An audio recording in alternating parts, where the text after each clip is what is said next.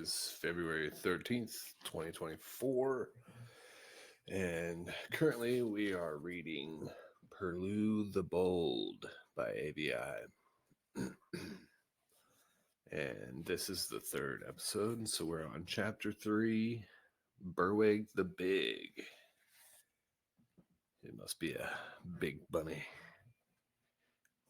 So, I'm guessing, because I've read this before a long time ago when I was a kid, that Berwig and Perloo butt heads. I think. I can't remember, but I'm guessing that's what happens. Okay, so let's just dive in. Here we go. Perloo the Bold, Berwig the Big, chapter 3.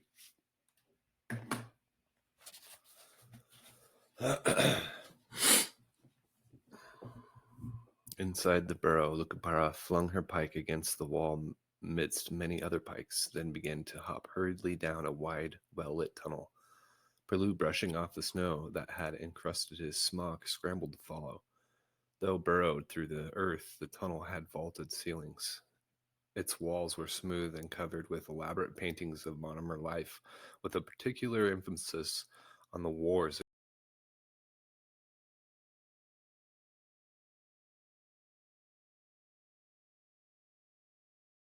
against the fell-barred beeswax candles stuck in holes in the walls. The flickering light gave the paintings life. On the floors lay intricately woven grass rugs of many colors. Here and there stood smoldering pots of aromatic herbs and spices, and attempted to reduce the mustiness of the subterranean air. After some 30 hops, Lucabara and Perloo came upon a door set into the side of the tunnel. Before it stood a monomer warrior.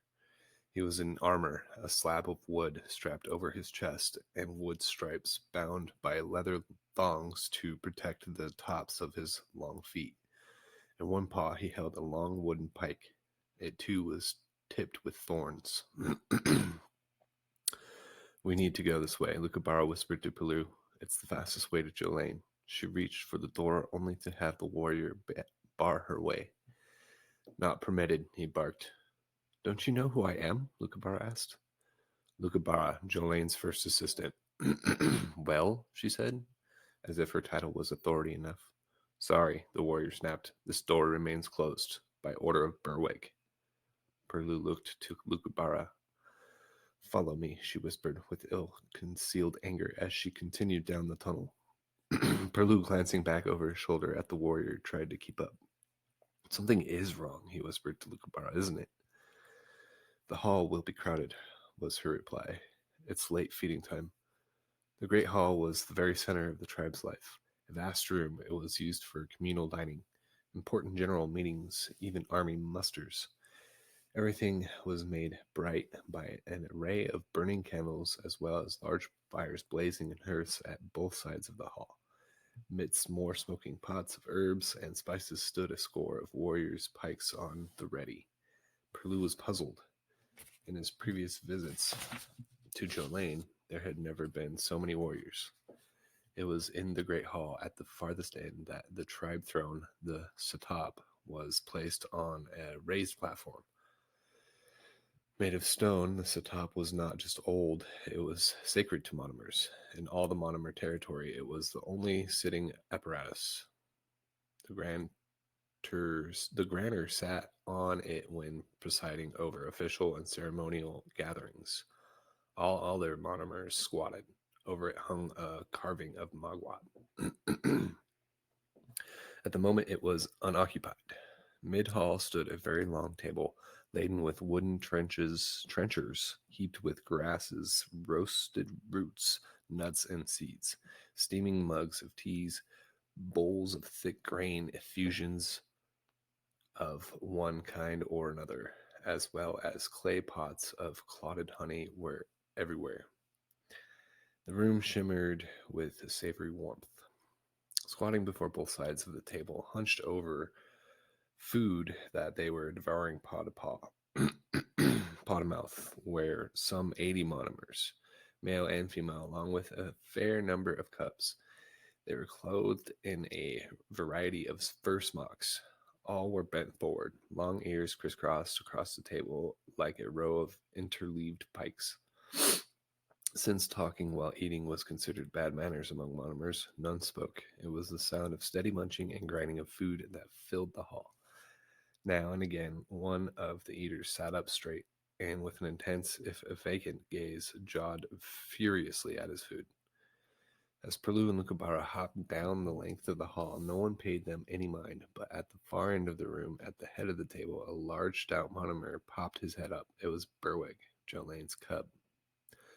Larger than most monomers, he was known as Berwig the Big. Berwig wore a smock of thick white fur, which at the moment was spotted with bits of food. His cheeks bulged so they obscured his eyes, giving him a constant squint.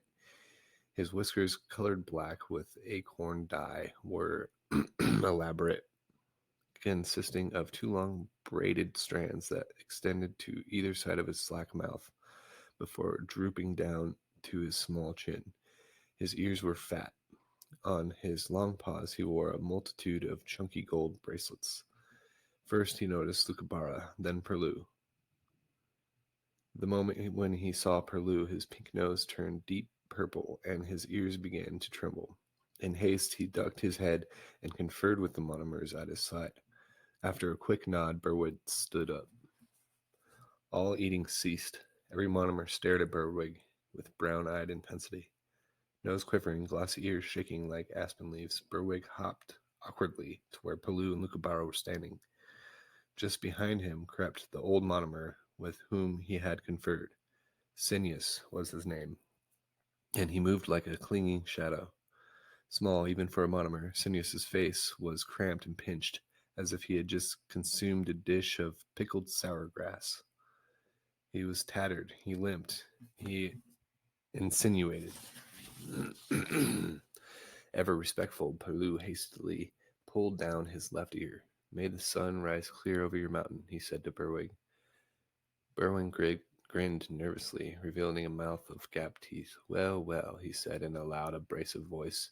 Here's Lucabara. How nice to see you. Who's your friend? His name is Perloo, she said. Perloo, Berwig repeated, staring squinty-eyed at Perloo, even as his ears continued to shake. Berwig is my name. Berwig the Big. He broke into a high-pitched, nervous snort, his eyes shifting from Perloo to Lucabara, then back again to Perloo. Care for something to eat? He asked. Just help yourself. Any friend of Lucabara is a friend of mine. I'm in charge, so naturally anything I say goes. Oh, thank you. No, Perloo returned. I don't want to trouble anyone. I only came because Grantor Jolene asked me to see me. Berwig's cheeks seemed to collapse. Who told you that? He demanded, his nose turning an even darker shade of purple. I did, Lucabara said. Berwig started to say nothing, but checked himself instead.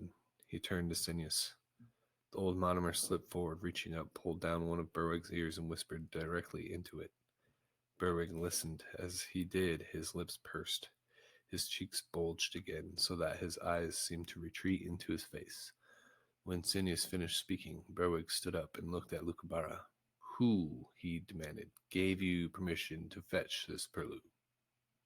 Jolene, she replied. Berwig stood there, tongue-tied.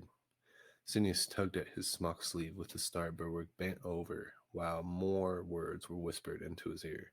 Then he wheeled about to face Lucabara. Ah, yes, the Grantor's cub said loudly, trying to sound casual. I almost forgot. He and my mother chatted sometimes. Well, she's not all there, is she? But I suppose we might as well humor her, he went on. What was your name? He asked Perloo. Perloo. Perloo, eh? He spoke as if he had never heard the name before. You do know that my mother's not what she once was, so don't be too upset if she's confused you with somebody else. I'm sorry, Perloo said. Would it be all right if I went and saw her? Berwig looked around. Every monomer in the room was waiting for his answer. In haste, he beckoned Sinius to his side. When Sinius spoke into his ear, Berwig nodded again and approached Perloo. See, Jolene? Berwig said, as if reciting memorized lines. Well, I don't know why not. He put his arm around Perloo's shoulder and gave him an awkward squeeze. Let's just hope the old biddy hasn't lost the rest of her mind while she waited for you to come. Wouldn't want that now, would we? So saying, he guided Perloo forcibly away, even as he did, three warriors in full armor beckoned by Cineas sprang forward and began to follow. As Perloo was marched off, he twisted around to look back. Those at the table were still watching in silence. Lucabara, with intense alarm, was looking after him too, but when she took a hop in his direction, Cineas deftly placed himself between her and the door, preventing her from moving. Perloo, who wanted to tell her not to worry about him, made a motion to break away from Berwig. The big monomer gripped him too tightly. This way, my young pup, this way. Perloo had no choice but to go where Berwig led.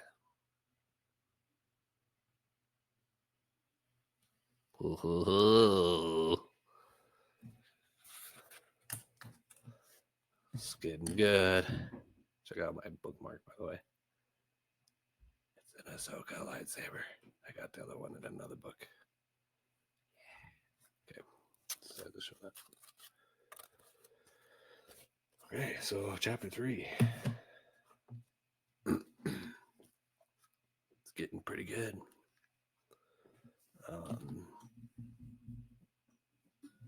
Yeah, I like the intensity of the crowd of monomers, and you can tell that Berwig isn't too smart. He's more of a brute enforcer, and he's getting like all the ideas and decisions from Seymour or whatever, the older monomers, and Perloo just confused. He's like, what's going on?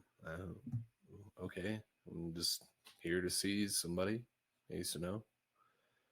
But you can tell there's a lot of tension, and especially with how Lucabara reacted to him taking Perloo. So I feel like maybe Berwig's the bad guy, or one of them.